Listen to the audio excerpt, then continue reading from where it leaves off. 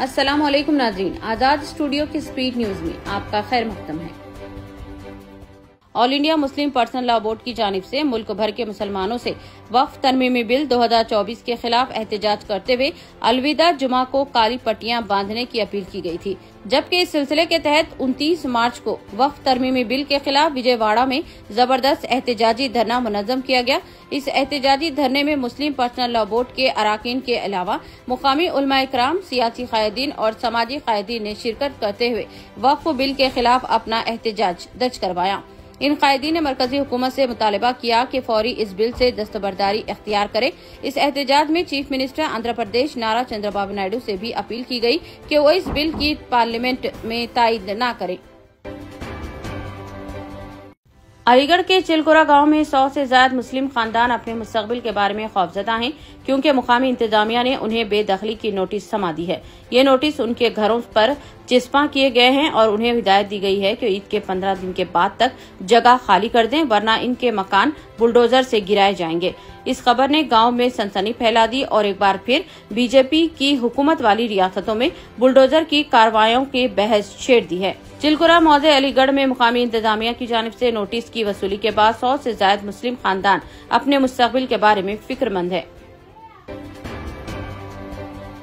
हरिद्वार के सुमन नगर में रोशन अली शाह बाबा के मजार को बुलडोजर के जरिए मलबे में तब्दील कर दिया गया। जराये के मुताबिक ये इंहिदाम जिले इंतजामिया के हाथों अमल में आया और उत्तराखंड हुकूमत की इस मुहिम का हिस्सा है, जिसके तहत वो मुबैना गैर कानूनी मसाजिद, मदारुस और मज़ारात को हटाने का दावा कर रही है। इताहम इस इक़दाम ने मुकामी अवाम में बरहमी पैदा कर दी है। हुकाम ने बताया कि ये दरगाह महकमा अपाची की अराजी पर था और कोई भी इसकी मिल्कियत का दावा करने या कानूनी कागजात दिखाने के लिए आगे नहीं आया। गुड्डे मलकापुर में वाक़ किंग्स पैलेस में हवाई फायरिंग का वाक़या पेश आया, तहम इसमें कोई जख्मी नहीं हुआ।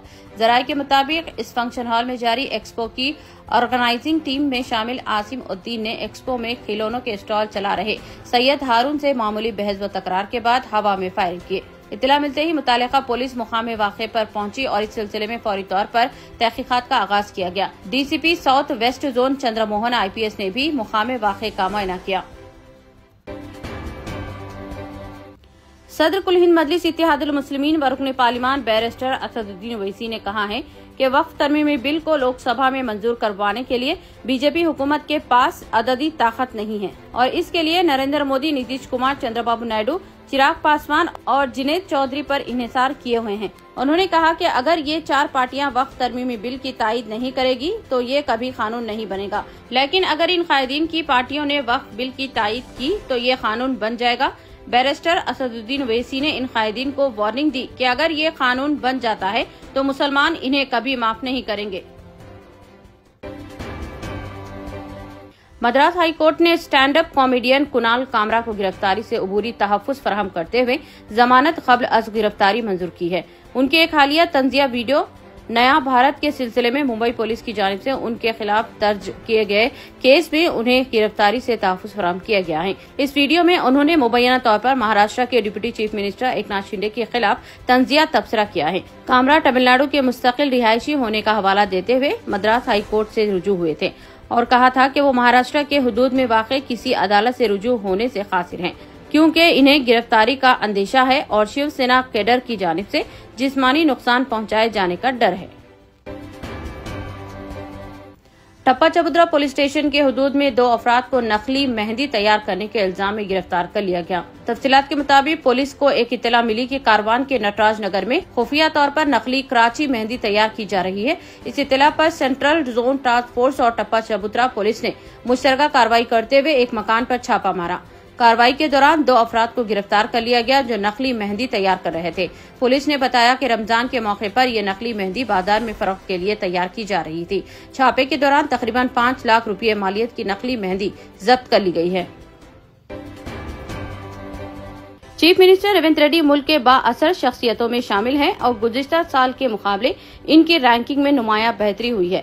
इंडियन एक्सप्रेस की जानिब से हर साल मुख्तलिफ शोबेजात की ताकतवर और बाअसर शख्सियतों की फेहरिस्त रैंक के साथ जारी की जाती है।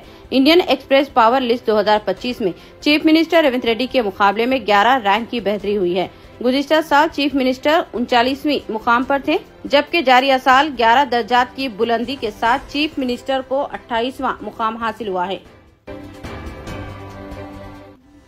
अक़लियती तबके के नौजवानों को राजीव युवा विकास स्कीम के तहत 4 लाख रुपए तक इमदाद से मुताल्लिक़ स्कीम से इस्तेफादा के लिए अक़लियती तबके को मुतहरिक होने की जरूरत है। हुकूमत ने SC, ST, BC और अक़लियती तबके के नौजवानों को कारोबार के आगाज के लिए 4 मुख्तलिफ ज़ुमरे जात के तहत सब्सिडी पर मबनी कर्ज के फराहमी का फैसला किया है।